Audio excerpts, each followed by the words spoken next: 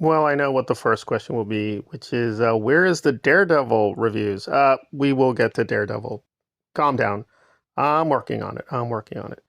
But let us now get into Maul episodes 1 and 2, and I will give a very short preface for the new people who have only seen the films. And yes, you have to see at least Phantom Menace and Revenge of the Sith, and maybe a few more things to prepare for Maul Shadow Lord. But essentially, obviously, Maul survived episode 1, and I have seen a few episodes of the Clone Wars, but even without that, I was aware of Maul's story. So, for the people who are very stunned that Maul is alive, essentially, Maul is running a criminal gang and trying to have revenge against the Empire and Sidious. You might be like head scratching, wait, they're enemies now? Yes. Outside of the prequel movies and many other media, they became enemies, and Maul has been slowly but surely trying to exact revenge against Sidious. That's the bare minimum to get into the story, and it is very, very welcoming to new people. So they give you a few clues here and there, but you'll basically be able to piece it together. So what is happening? Well, Maul is running a gang, and just now pretty obvious because the trailer gave it away. He senses a young Jedi, Dev, and thinks that she can be useful to his revenge campaign.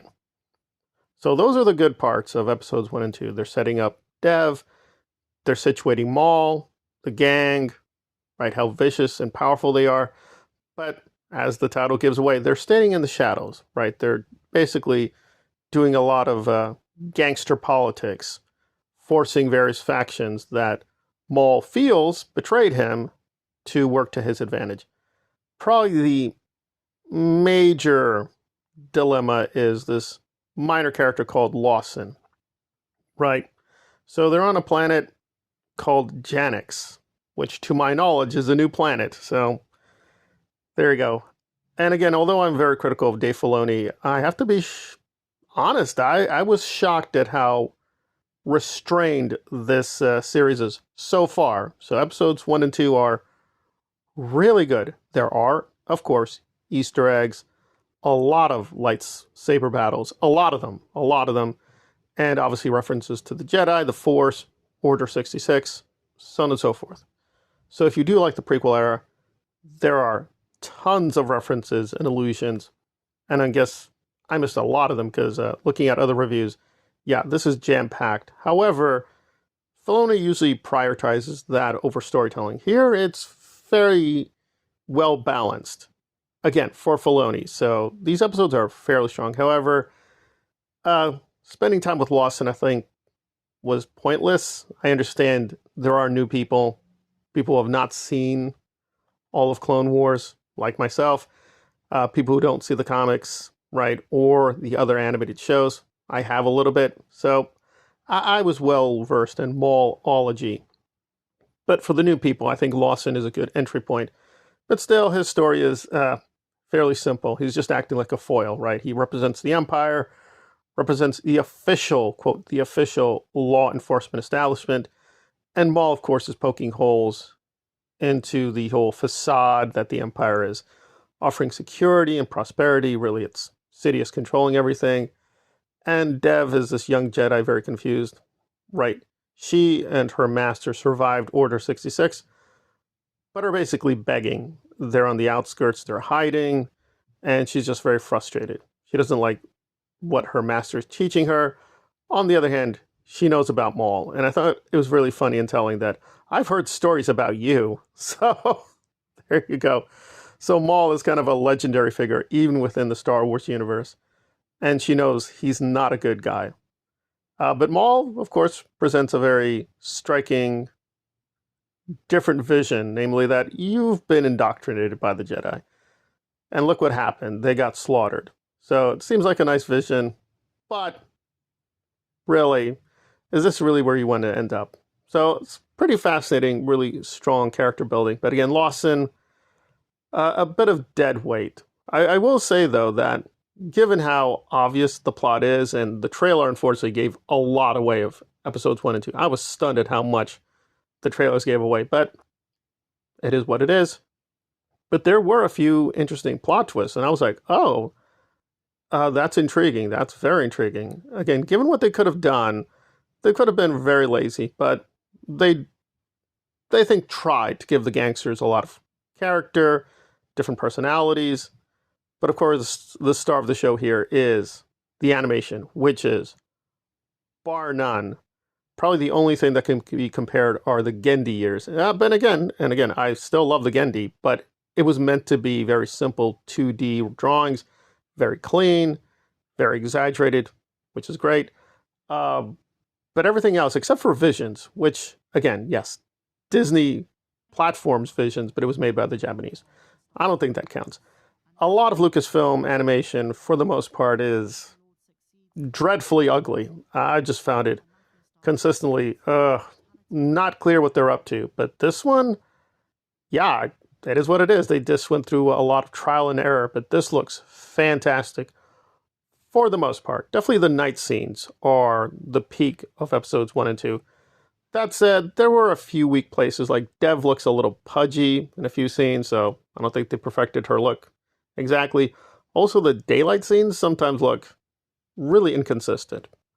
That said, this is a massive, massive improvement over the Clone Wars. Probably one of the things that really bugged me is, just to take an obvious thing, is Dooku and the way he, well, I don't like the look, but putting that aside, is the way that beards and hair, I mean, that's always going to, if you're going to do animation, that's always a big dilemma. And their solution was just to basically freeze people in these weird poses. Again, you still have a little bit of that with Lawson, because Lawson has a mustache. But by far, people, creatures, objects look way more realistic, right?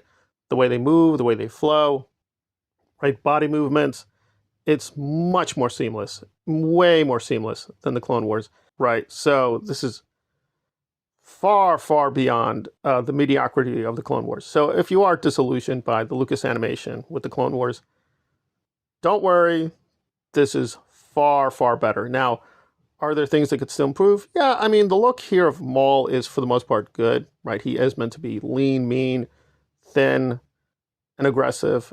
Yeah, sometimes it is frustrating. He only seems to have one expression. They do a lot here, right, with dialogue and facial expression, but he often just has one single pose or look, which is fine. He's set on revenge.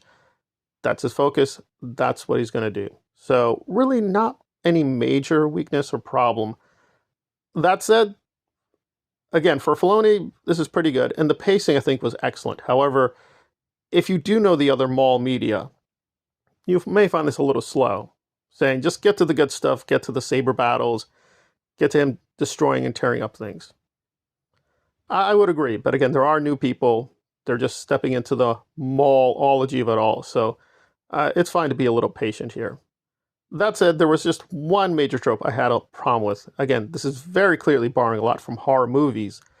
But they do this thing where Maul's about to do the killing stroke or the final death blow, and they keep cutting to black.